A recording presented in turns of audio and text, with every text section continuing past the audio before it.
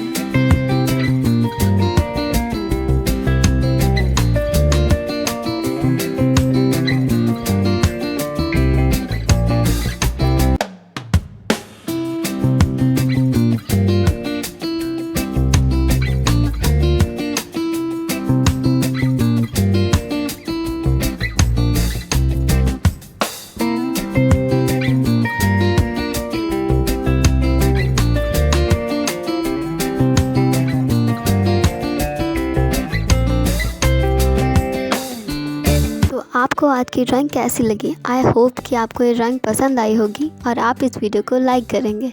तो चलिए मिलते हैं कल एक नई वीडियो के साथ। तब तक के लिए बाय बाय।